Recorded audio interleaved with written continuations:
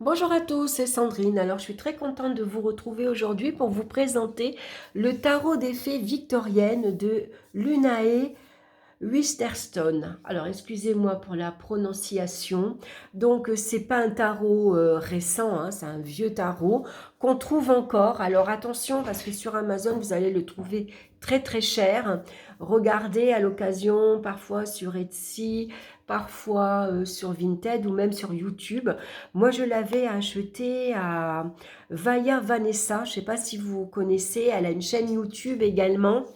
Elle est très intéressante aussi, la façon de partager sa vision de tarot. Je sais qu'on peut la retrouver sur Instagram et elle avait pendant un moment vidé ses armoires, on va dire, pendant quelques temps. Elle a fait du tri dans ses tarots, dans ses jeux, et donc je lui en avais acheté quelques-uns. Donc moi, je lui avais pris celui-ci parce qu'il est quand même assez difficile à trouver, et puis, bon, je ne veux pas non plus y mettre des sommes incroyables, hein. Donc on a un petit mot derrière. Découvrez le monde enchanteur des fées victoriennes, un monde où les loisirs et les activités révèlent une société en miniature richement développée. Trouvez une solution aux problèmes de la vie quotidienne et recevez en cadeau une clairvoyance spirituelle avec ce jeu de cartes magnifiquement illustré basé sur la tradition du tarot Rider-Waite. Le tarot des fées victoriennes allie le romantisme et l'élégance de l'ère victorienne. Alors, forcément, il faut que ça plaise, hein. L'imagerie mystique des fées et la sagesse du tarot. Votre guide dans cette aventure sera le compagnon des fées victoriennes qui partage ses connaissances sur le folklore des fées, vous explique la définition et la signification des cartes et vous apprend à les interpréter. Ce magnifique coffret est idéal pour les lecteurs débutants ou expérimentés qui désirent se reporter à l'époque des fées victoriennes puis trouver leurs propres racines dans la magie intemporelle. Donc c'est aux éditions Ada. C'est un tarot qui convient très bien aux débutants parce que j'adore la façon dont elle explique la signification de la carte. Vous verrez, je vais vous lire un extrait et vous verrez, c'est chouette. Donc il s'ouvre, il est aimanté, donc j'aime beaucoup quand ça s'ouvre comme ça. L'intérieur de la boîte est classique, hein, c'est blanc. On a un très gros livre. Et puis on a les cartes à l'intérieur, hein. Donc il n'y a pas de petit ruban. Voilà, la boîte classique. Elle aurait pu être un peu colorée. Donc voici le dos des cartes qui est magnifiquement illustré aussi. Alors c'est à l'envers. Voilà, c'est des joncs avec des petites fleurs, des petites clochettes bleues. On va regarder le livre qui est intéressant. Donc on va avoir bien sûr une table des matières, hein, une petite introduction, la cour des fées et communauté des elfes, à qui les vergers appartiennent et à qui par des lois des temps anciens, trouvées dans des rouleaux de destin des fées, le courant et la source sont consacrés. Peu importe où vos pieds vous portent aujourd'hui, loin des retraites des hommes, nous vous en prions, ne restez pas plus longtemps en exil sur un rivage étranger, mais avec les charmes de la naissance magique, rendez de nouveau la terre heureuse. C'est de Waite. Voilà, c'est très joli. Alors, c'est un tarot très poétique où on va retrouver bien sûr beaucoup de citations, hein. Donc, durant l'époque victorienne, les fées étaient prises très au sérieux. Et la fascination de cette époque pour le fantastique et le surnaturel n'était pas le seul fait des enfants. Au XIXe siècle, l'art, la littérature et le théâtre fantastique étaient très populaires, tout comme les histoires de véritables rencontres avec les fées. Ces interactions avec les humains étaient relatées dans plusieurs versions qui allaient de la simple vision fugitive d'une fée dans un vallon marécageux à l'enlèvement par les fées et la détention dans l'enchantement, pour ce qui semblait durer seulement une nuit, alors que le monde extérieur vieillissait de 100 ans. En 1917, quand deux jeunes filles prétendirent avoir photographié des fées dans leur jardin, une grande partie du public, dont Sir Arthur Conan Doyle, n'eut aucun problème à les croire. Certaines personnes y croient encore. Donc vous avez un mot bien sûr sur l'histoire des fées, quelques anecdotes sur les fées. Donc les fées peuvent-elles voler? Toutes les fées sont-elles très petites? Les fées sont-elles immortelles? La composition du jeu, bien sûr, avec les arcanes majeurs. On va retrouver ensuite les arcanes mineurs. Donc les arcanes majeurs, certaines cartes vont s'appeler différemment, comme le battleur va s'appeler l'illusionniste, la papesse, la voyante. Le pape, ce sera le pasteur, l'amoureux, la mariée, la force et le courage, la roue de fortune, la roue du temps, la justice, le magistrat, le diable, le marché du lutin, la maison Dieu, le chêne en flamme, le jugement, l'éveil, le monde sera les mondes. Idem pour les arcanes mineurs qui ont été, inscrites différemment. Donc pour les bâtons, ce sera la cour de printemps, les coupes, la cour d'été, les deniers, la cour d'automne, les épées, la cour d'hiver. Alors, comment utiliser les cartes renversées, prendre soin de votre jeu et l'énergiser, le langage victorien des fleurs qu'on va retrouver à la fin. On aura une petite annexe où on va retrouver le langage des fleurs.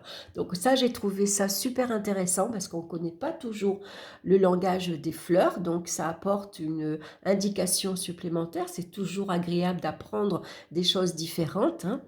Et puis surtout, ça va apporter aussi une indication supplémentaire donc à l'interprétation de la carte. Alors, on retrouve bien sûr beaucoup de citations. Où pointera l'aile de l'Ef? Vers les mondes de pure imagination, puis où la vertu régit le cœur, d'où les fées ne partent jamais. C'est de Waite également.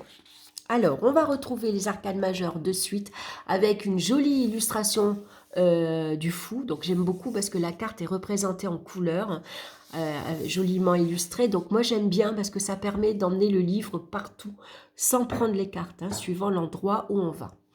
Donc, éloigne-toi, enfant humain, vers les eaux et les grands espaces avec une fée main dans la main. C'est de Yeats. Alors, c'est le crépuscule, ce point aux confins du jour ou de la nuit où le voile entre les mondes s'affine. Un mortel s'est innocemment aventuré dans la forêt tapissée de jacinthes sauvages. Les fées se rassemblent aux endroits où les jacinthes sauvages forment de vastes étendues de clochettes bleues vibrantes et tout mortel assez fou pour sortir du sentier peut être enlevé par enchantement.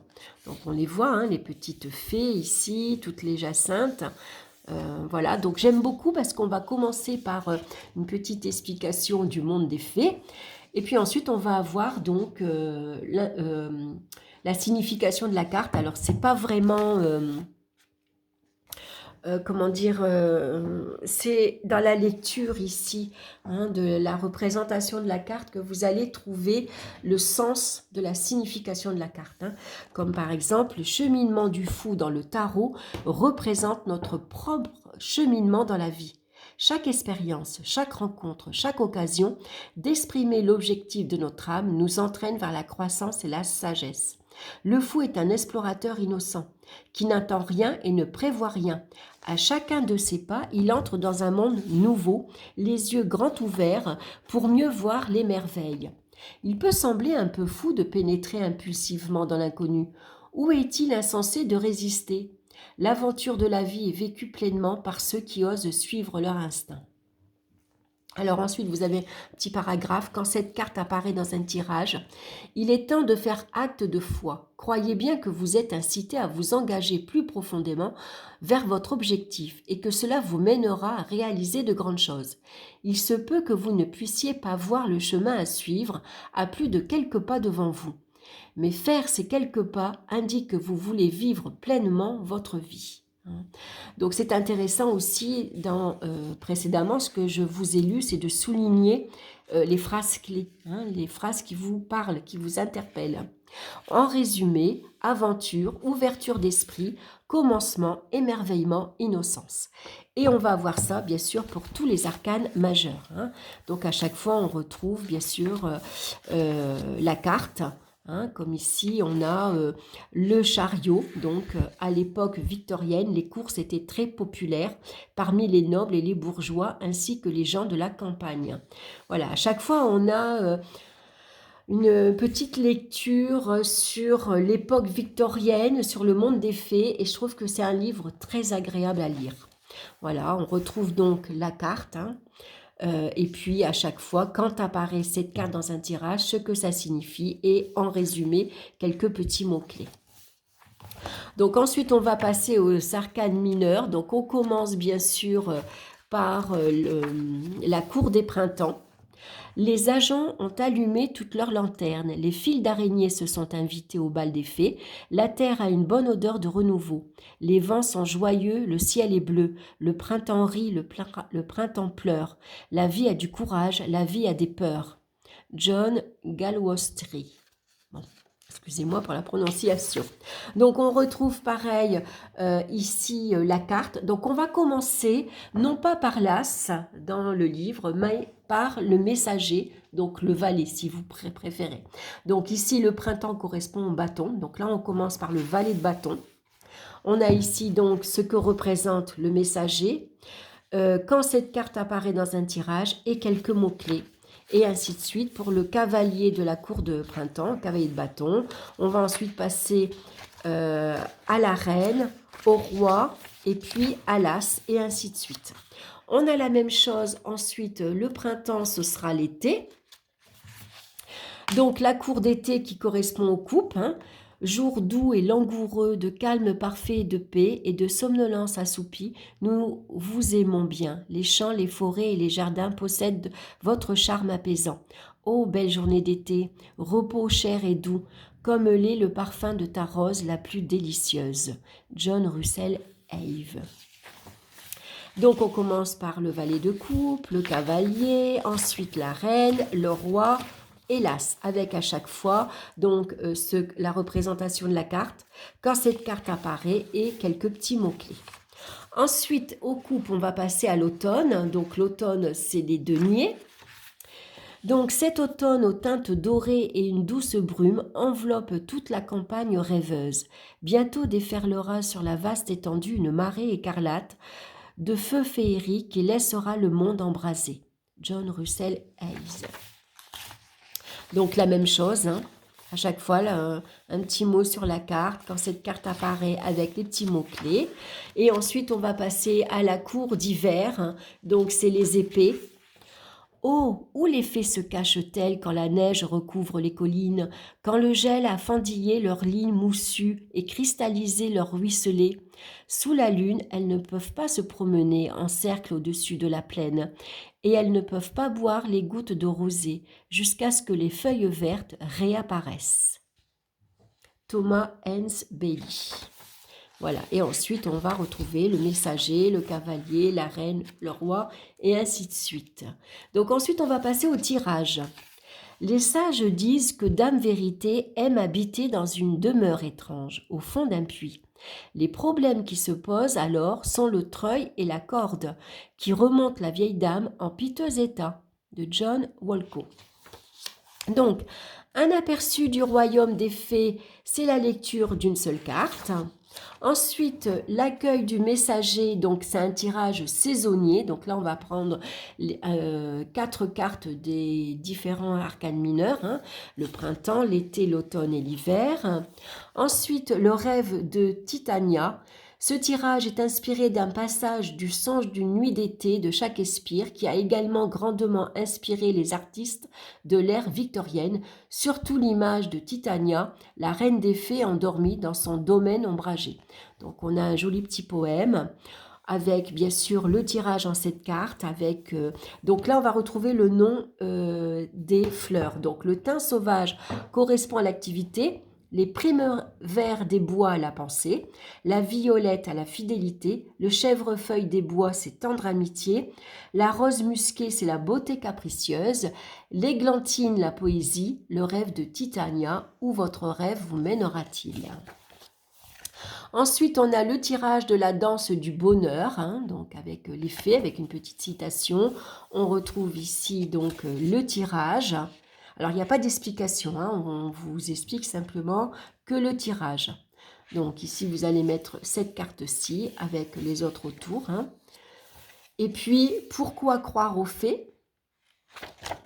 Ça, c'est pas mal aussi. Ensuite, on va retrouver donc le langage des fleurs. Donc, vous voyez, on retrouve donc l'anis qui correspond au rêve, l'absinthe à l'amertume, l'aubépine à l'espoir, la belladone au silence, les blés, c'est la richesse. Voilà, le boulot correspond au renouveau, la purification et ainsi de suite. Donc ça, je trouve ça génial. Et puis, on a une bibliographie, bien sûr, avec énormément de livres, mais bien sûr en anglais. Et puis ensuite, on a un remerciement, un petit mot à propos de l'auteur. Donc, Linnea Westerstone, elle a créé d'autres jeux que j'ai d'elle. Je ne les ai pas sous la main, là.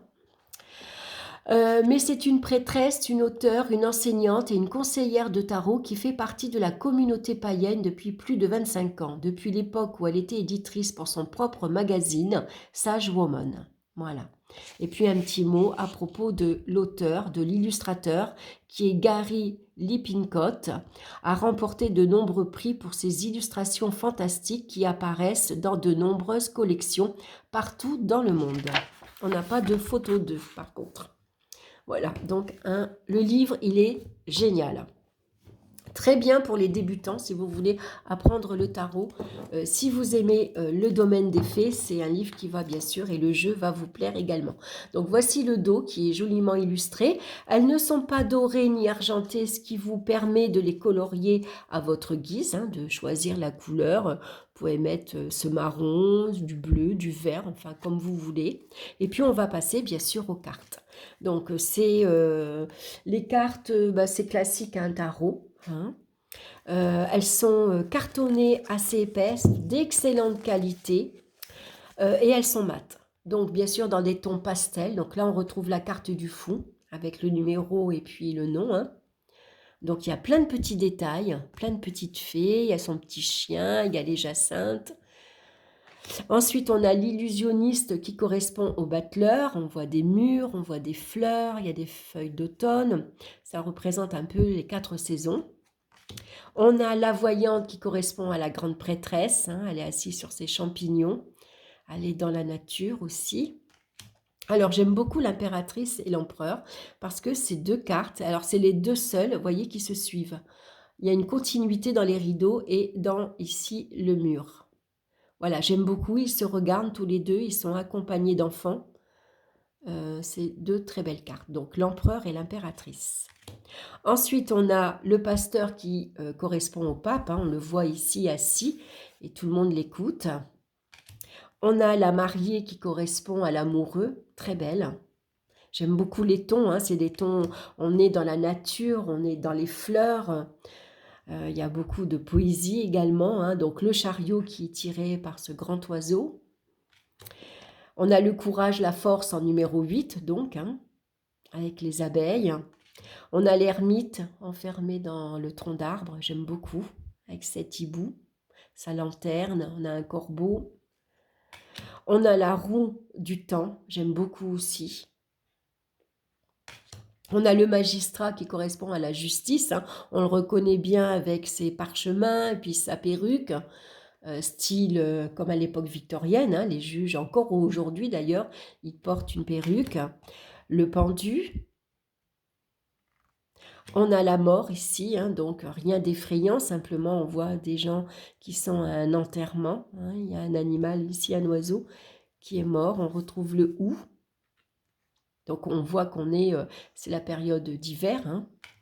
Ici, tempérance avec cette coupe qui est magnifique dans les tons verts et jaunes.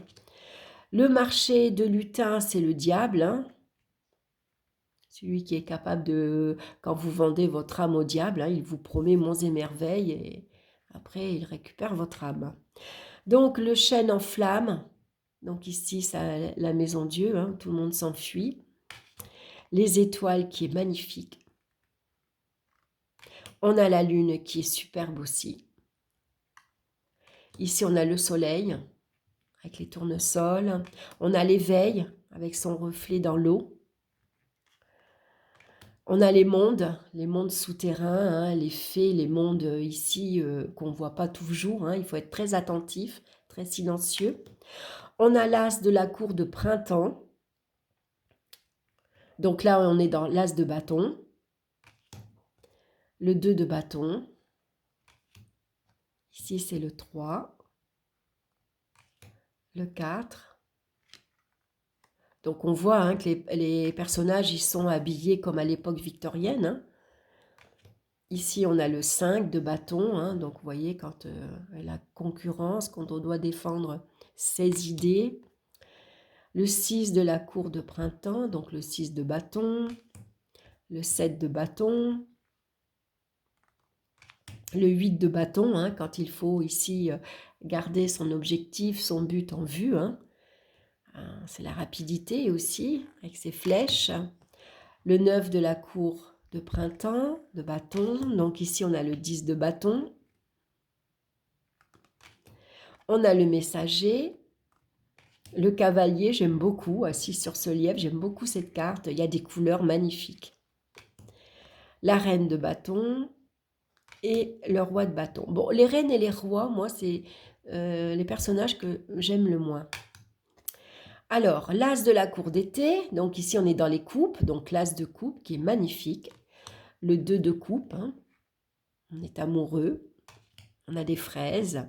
Le 3 de coupe, le 4 de coupe, hein, quand on s'ennuie. Donc vous voyez, on a une libellule ici par exemple, on peut aller voir la signification également de la libellule, qu'est-ce que ça représente. Là c'est le château de sable. Château de sable qui s'écroule hein, avec le 5 de coupe, le 6 de coupe, on a le 7 de coupe ici, le 8 de coupe. Donc derrière sa cape, je sais pas, on a l'impression qu'il y a une serrure ici. J'aime beaucoup cette carte, le 8 de coupe. Je vais les séparer un peu. On a le 9 de coupe, le 10 de coupe, quand on aime se retrouver, partager. Ici, on a le messager, le cavalier. Donc, les personnages ne sont pas tout jeunes, hein. Voyez, autant ici, ça représente bien la jeunesse dans le messager, autant que le cavalier, il est déjà un peu plus âgé. Hein. On a la reine de coupe, le roi de coupe. On a ici l'as d'hiver, donc c'est l'as d'épée avec cette stalactite. Hein, puis on voit bien la neige, on voit bien la glace, hein, donc c'est bien le 2 d'épée. Ici on a le 3 d'épée, le 4 d'épée. Hein.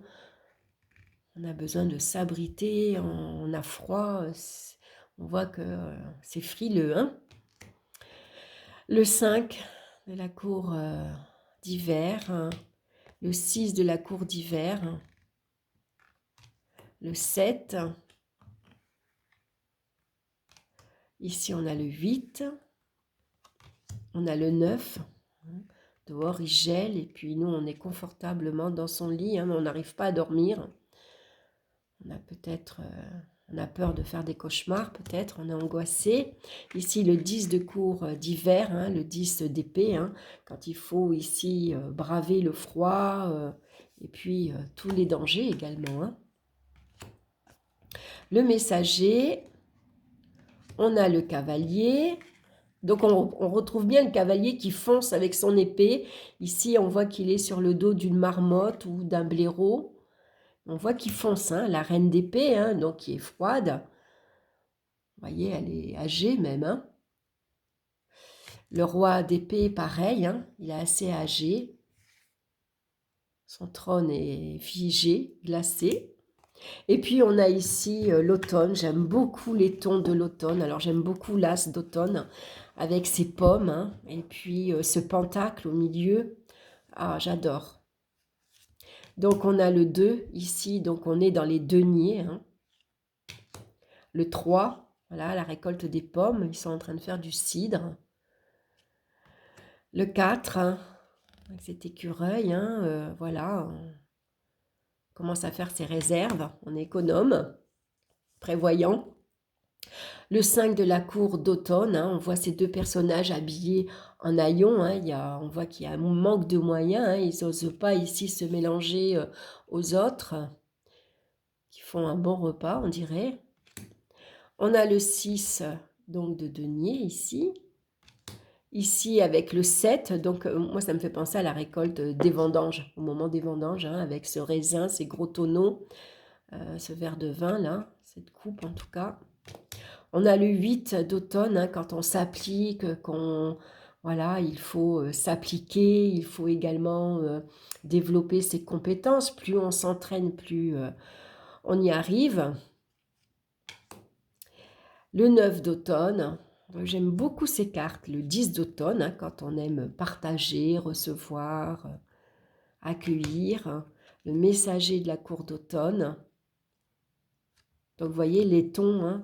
On voit ici le cavalier d'automne, hein, qui est assis sur une tortue, donc, enfin assis debout sur une tortue, donc il avance lentement, bien sûr, hein. On voit que c'est la récolte des blés. La reine, qui donne à manger aux petits rats. Et puis, on a ici le roi d'automne, de la cour d'automne, donc le roi de denier. Donc, c'est un très beau jeu, je l'aime beaucoup. Les illustrations sont très belles, elles parlent bien.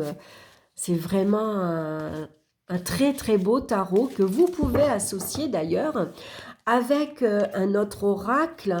Moi, j'ai l'oracle des fées de Lucy Cavendish. Donc, par exemple, vous faites un tirage avec un tarot. Alors moi, le livre, il est super aussi, mais par contre, il s'est tout décollé. Voilà, ça, c'est un peu dommage. Donc, on va retrouver les cartes. Elles sont dans une pochette, normalement. Alors là, on retrouve le nom, Reflet Magique. D'ailleurs, c'est avec cette carte-ci qui m'a plu quand j'ai acheté le jeu. Je me suis dit, ben voilà, le nom de ma chaîne YouTube s'appellera comme ça, Sandrine Reflet Magique. Je me suis inspirée de cette carte-ci. Donc, c'est un très beau jeu aussi, hein, basé sur les fées, bien sûr. Hein.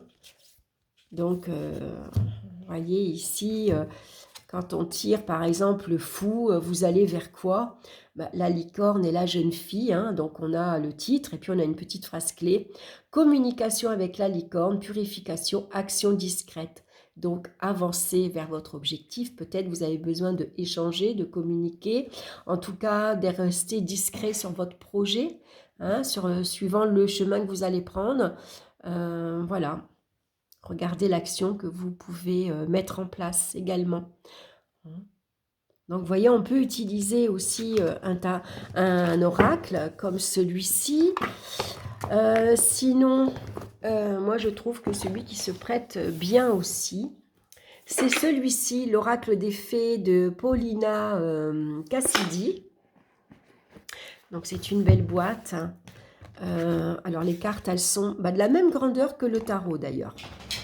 Voilà, vous voyez, le dos se prête très bien aussi, hein. Et puis, donc, on a un super petit livre aussi à l'intérieur. Je ne sais pas si je vous l'ai présenté, celui-ci. Je ne m'en rappelle plus. J'en ai fait tellement de vidéos. S'il vous intéresse, je vous le présenterai. Donc là, on va avoir des petites cartes avec ici un titre et puis une petite phrase. Voilà, la guérison, la détermination, la communication, la transformation, la patience, le rajeunissement, l'euphorie, par exemple, le fou qui se lance. Hein, il se lance vers l'inconnu. L'euphorie amplifiera votre conscience de la beauté que la vie va à offrir. Que la vie vous offre, on va dire. Voyez, regardez comme elle est belle aussi.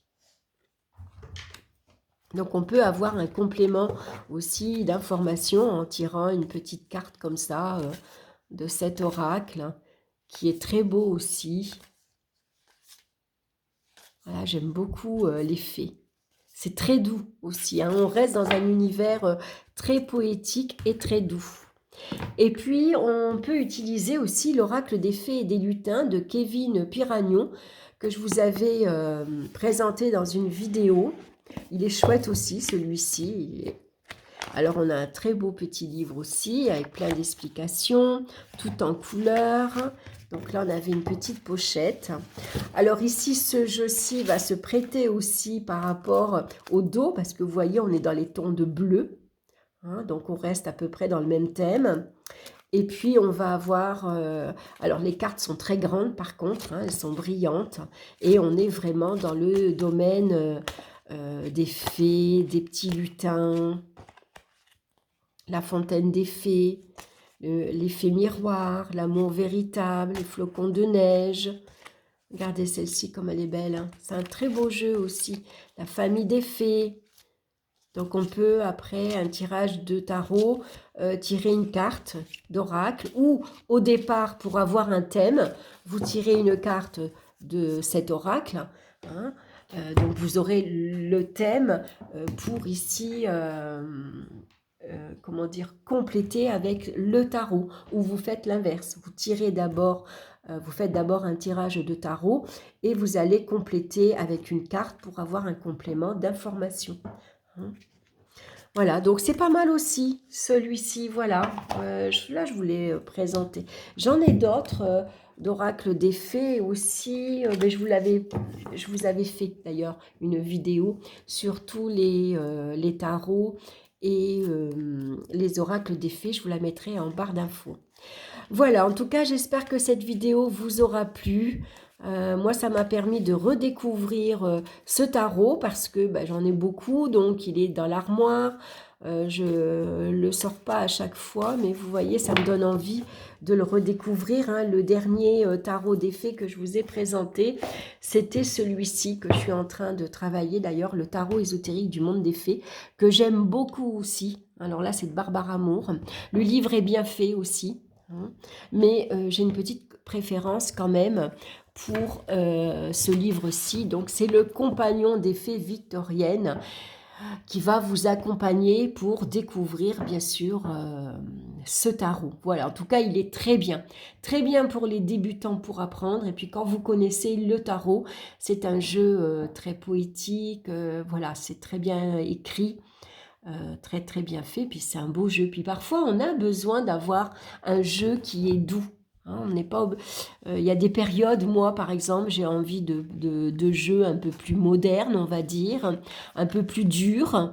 Et puis parfois, voilà, on a besoin d'avoir un univers plus poétique, plus fantaisiste également.